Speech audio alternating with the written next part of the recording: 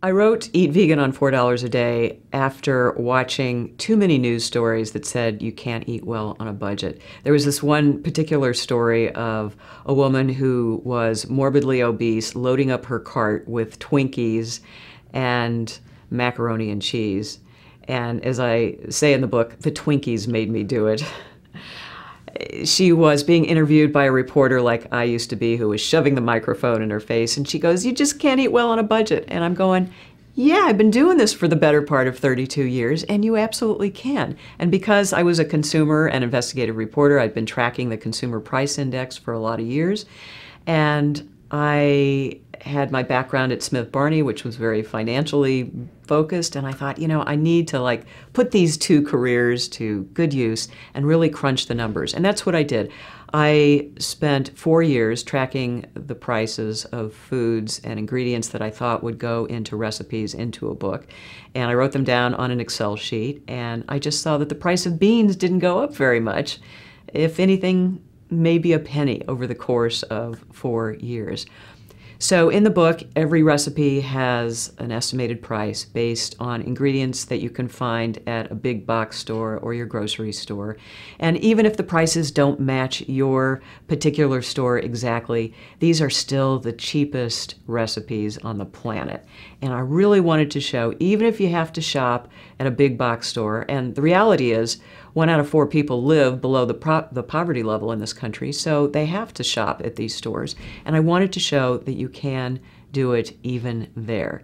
At one Veg Fest I was doing, a guy walked by me and he sees the book on the table and he goes, "I don't know about vegan, but you had me at $4 a day."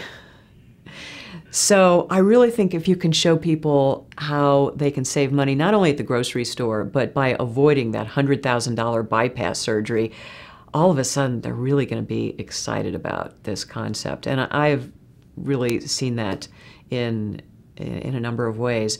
And part of what I talk about is it doesn't matter who pays for that bypass surgery. You, me, the government, corporations, it's not sustainable over time.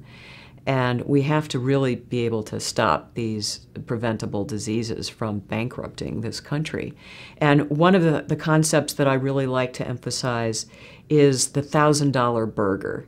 And how I get at that is if you dollar cost average $100,000 bypass surgery over the course of your lifetime, depending how many burgers you eat and how many years you live, that $5 restaurant burger is really a $1,000 burger if you're taking in the true expense of getting sick and a bypass surgery. It's not cheap, no matter who pays for it.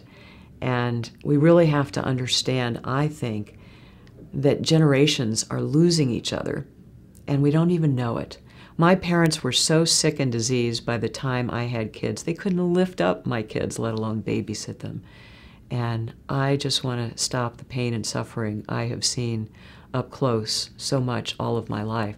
We used to congregate in hospital wings with whatever relative was in the hospital at that moment and kind of joke about, well, I guess we paid for the wing with this surgery.